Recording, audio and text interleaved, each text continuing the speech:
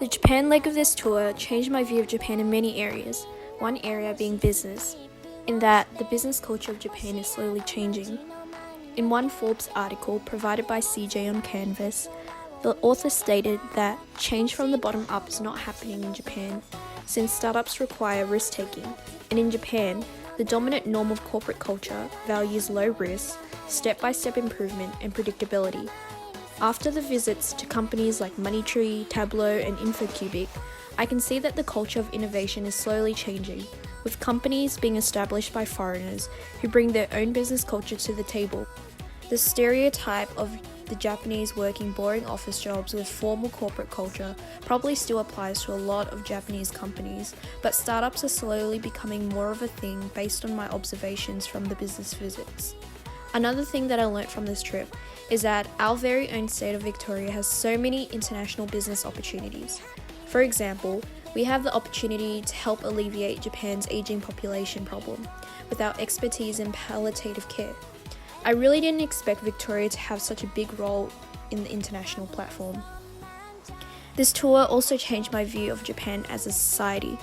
I really appreciate how everyone lines up in an orderly way to get onto the train carriage and how everyone sticks to one side of the road for bikes or one side of the escalator to let others go up. I fell in love with the efficiency of the public transport system and the amazing variety of delicious and cheap convenience store foods available. Although I do love Tokyo a lot, the lifestyle there might be too fast-paced for me. Maybe in the future I would visit again and spend more time so that I could take my time to enjoy everything that Japan has to offer. But for now, I much prefer the comfortable pace of the Melbourne lifestyle. Tokyo was a very refreshing contrast to the city of Melbourne, and I would consider working there in the future if an opportunity does arise, because I do see myself adapting to that fast-paced lifestyle and working culture, given I had more time to settle down in Tokyo. China, on the other hand, was a whole different ballpark.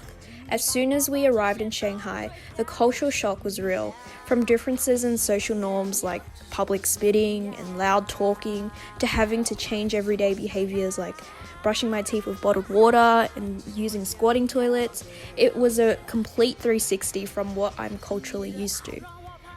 When we went to Beijing, the history of China just shined through, with the traditional architecture being maintained to allow people like us in the modern age to appreciate it.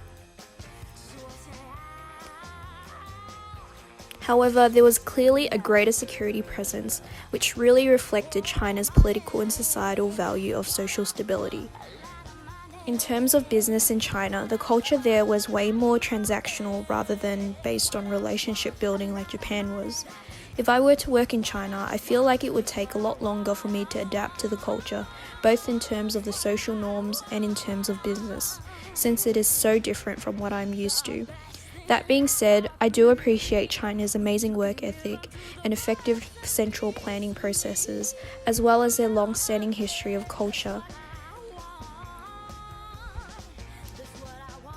Despite there being some geopolitical tensions, it's clear from the visits to Asian Development Bank and NAB that Australia has a strong trading position in the Chinese market and will continue to benefit from its business relationships in Asia.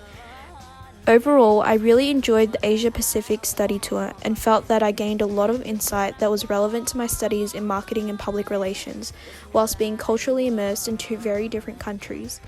I got the opportunity to make unforgettable memories with intelligent, funny and like-minded individuals. I will definitely consider an overseas internship in the near future now that I have a greater understanding of the opportunities in Asia and how businesses operate in countries like Japan and China.